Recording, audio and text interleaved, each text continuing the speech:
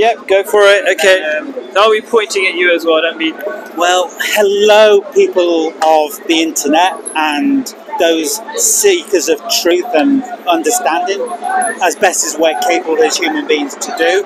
We decided upon a new format, which will be, we've had this wonderful whiteboard dedicated and brought here by this Khaled here, whose great contributions to our channel should be applauded by all of us.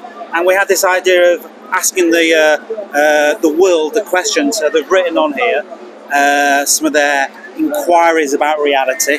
And normally we do about a week's research on the questions.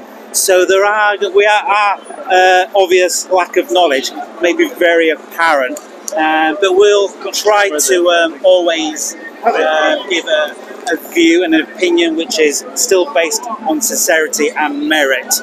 And in doing that, I think really, what more can we do? We've got a crowd of people here as well who are going to contribute to the conversation and debate. And in front of the cameras. For the cameras. Cameras are sacred. Definitely stay. Don't leave. And so here are the questions. Here is the board. And so the first question is, what about the World Economic Forum? What a question.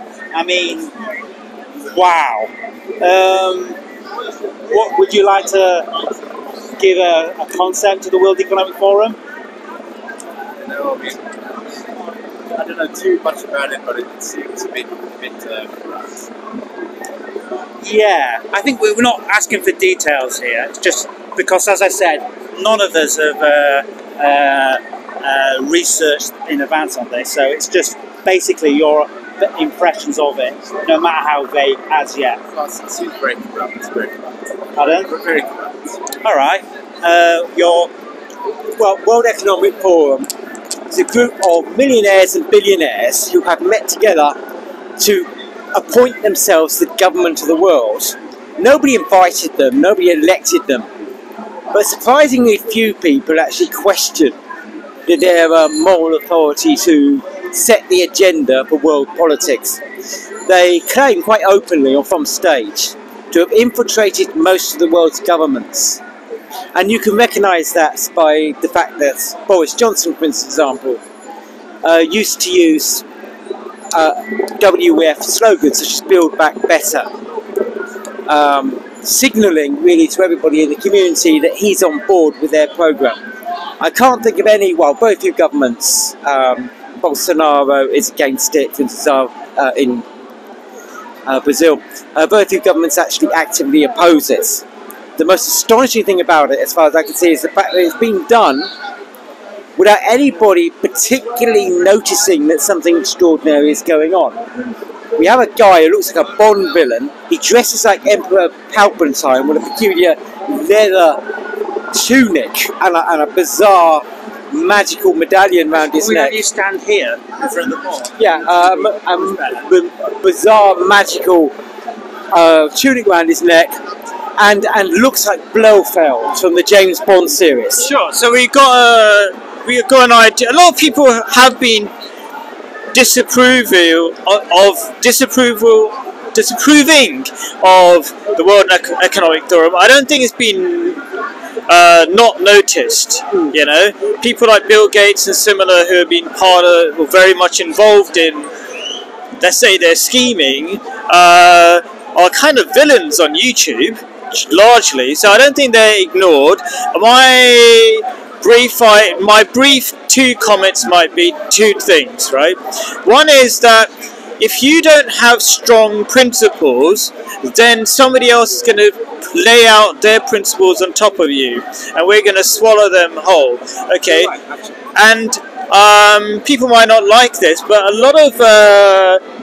there's a lot of agendas being set through social media that are being forced on us. So, for example, YouTube, they have a very nice office in these World Economic Forum. They're very much part of the system, right?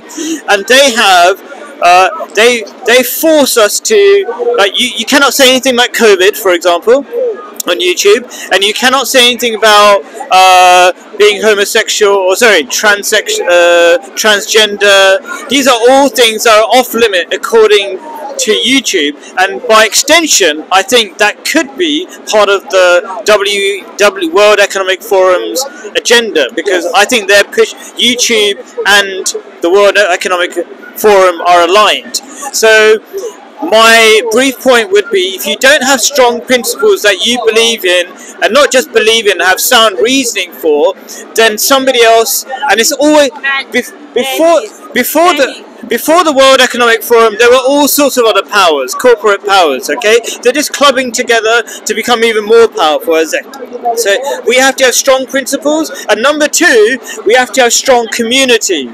Right, and they are trying to split us up into many factions. How are they doing it? In the news. This is meant to be 10 minutes. Sure. Okay. I'll be sure. Okay. It's meant to be 10 minutes. Sort of. Sure. Okay. Sure. Okay. We're breaking. Okay. We have been split into factions from the social media, from the media, and we have to fight against it. That's my short version. Yes. So I was come back on that. Or not? Sure. Yeah. Okay, I wasn't actually saying that they've not been noticed. They have been noticed. Yeah. What has not happened is nobody has actually questioned. The most extraordinary thing is that one day, pop up on our computer screens, a group of people who talk as if they are the government of the world, without having ever gone to the trouble of being elected or asking anybody's permission. And I think you're absolutely right about the community and about the principles. What we need to believe in, I believe, is enlightenment values, individual freedom, and if we want strong principles, I would suggest we should champion Austrian economics, which is the very strong currencies, limited government, all the rest, which is the exact opposites, and an intellectually coherent position, and the exact opposite to everything that the World Economic Forum is trying to put forward. I'm just intrigued by what you said, Austrian economics. Is that anything to do with the Wergo experiment? Do you know about that? No, I don't. Oh, okay. Because okay, maybe I'll leave that. Anybody else for this short 10-minute answer? What time do we have now? So we've got a couple of minutes left. I think this part, what you've touched upon, is the fundamental truth of all our realities on this planet, and has been for thousands of years, is that the people in charge of our resources, money is a resource, are completely unelected, have absolutely no interest in listening to other communities or people, or to what decisions should be made, because they were never elected into that position, and therefore they're only dedicated to the people that got them there in the first place into power. No. And obviously my case is that people with all the money put them into power, and they put them into power for one very simple truth, which is to make sure that people with all the money get even more money, and anything that would touch upon that reality is to be utterly repressed, destroyed and abused and tackled. Would you like to add something? No, I think you covered it. Oh, come on. It's alright if you do want to say something. Let's encourage him. No real thoughts. Yeah.